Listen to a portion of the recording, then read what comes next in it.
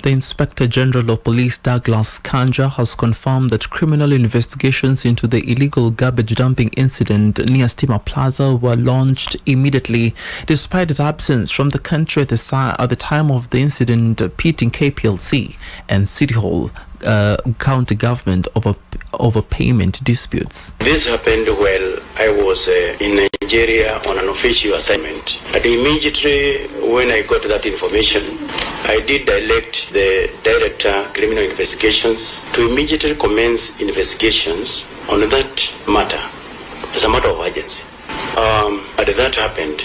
So by the time I returned here, a lot had actually taken place after those instructions were given. Speaking when they appeared before the Parliamentary Committee on Administration and Internal Security at County Hall, DCI boss Ahmed Mohamed revealed that the Kenya Power Lighting Company officials reported the incident at Parklands Police Station, prompting swift action. We conducted investigations, Honorable Chair, and on February 25th, 2025, we were able to arrest the following persons. One, Augustine Otieno Osore, who was a driver. Moses Gitari Kanywa, who was a driver. And Alice Okare Achami, the machine driver. I would like to point out, Honorable Chair, that by the time this matter was being raised on the floor of the House. So just for clarity, there's three employees of the county government. Correct, Your Honor. And the people who are involved. Correct. Okay. And the Nairobi Governor Johnson Sakaja, who was also present at the committee when they were summoned, condemned the incident as uncouth and primitive, adding that he has apologized to the public and assured that such actions will not happen again. The dumping incident at Kenya Power Headquarters was completely uncouth. It was wrong.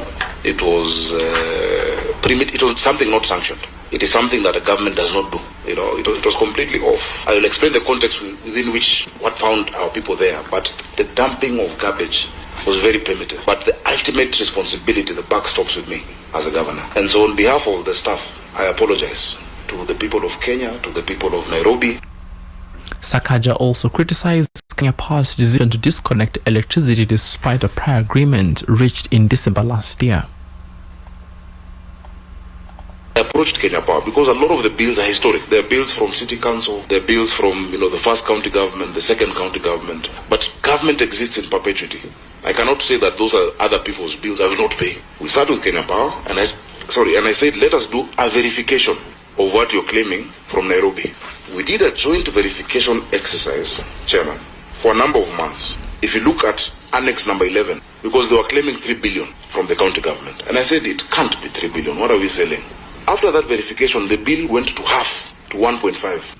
And police have been granted 3 weeks to hold 2 suspects in the murder of Briton Campbell Scott while they complete their investigations. Magistrate Lucas Onyini approved the request, allowing detectives time to search for additional accomplices.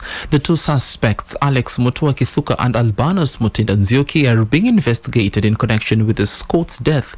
Preliminary investigations suggest that Scott was taken to Kithuka's house in Pipeline, Nairobi, where he is believed to have been murdered. Scott, a senior director with the FICO, arrived in Kenya on the 16th of last month for a workshop, but was last seen leaving the hotel on the 11th of February. His body was discovered in Makongo Forest, Makueni County on February 22nd after police tracked down a taxi driver who had dropped him and his companions in the Pipeline area. Pearl Newsbeat. At the same time, the Inspector General of Police Douglas Kanja has confirmed the plans for the repatriation of the body of Samuel Keutai, a police officer who was killed in Haiti while on a security operation is complete and is expected to be brought to the country between the 4th and the 6th of this month. Kanja, who attended a memorial service in Kajiado East, mourned the Samuel as a hero who was on the front line to defend the lives of innocent lives. He was accompanied by the 2 Deputy Inspector General Gilbert Masangeli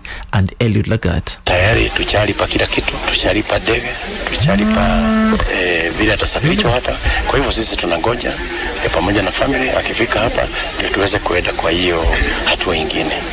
Tutasimama na hii family kama serikali, kama kikosi ya polisi, tutasimama na hii family hadi hiyo maneno ilitokezea, tutaenda pamoja hadi tamati. Amri ya Mungu usijua ama usema nini, yeye Samuel amemaliza yake. Wewe na mimi tujiulize yeye itakuwaje. Samuel amefariki katika line of duty and serving the country, and therefore is an hero, and he will be placed in a special place in this country.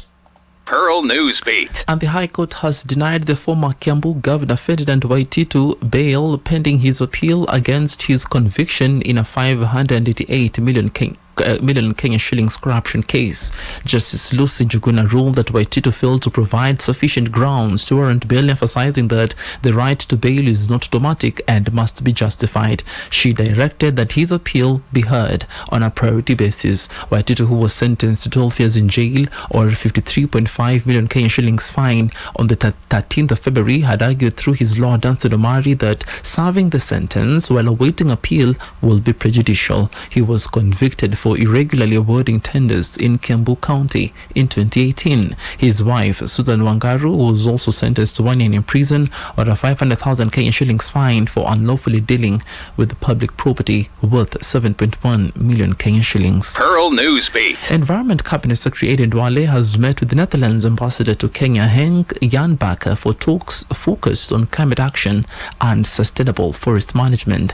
The discussion centered on Kenya's 15 billion trees growing initiative and the importance of financing locally led climate action program supported by the World Bank to strengthen climate resilience across the country. The meeting also covered preparations for the upcoming visit of Dutch monarchs King Willem Alexander and Queen Maxima, scheduled for March 18th to 20th. During their visit, the royal family will take part in a tree planting exercise in Fagoto Forest, where they shall plant 200 trees alongside the local community. He also highlighted the strong economic ties between Kenya and the Netherlands, particularly in agriculture, logistics and sustainable development, which align with Kenya's bottom-up transformation agenda. Pearl Newsbeat. And across the borders, humanitarian aid trucks bound for Gaza were turned back to Egypt after Israel halted all food and supply deliveries, intensifying tensions over a fragile ceasefire.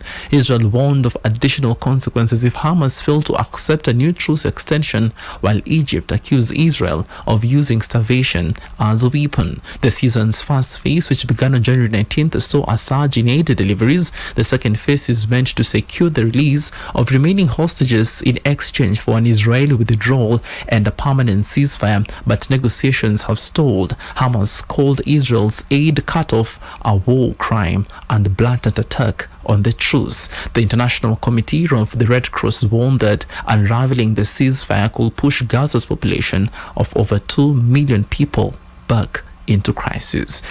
Pearl Radio, the home of fresh and classic hits.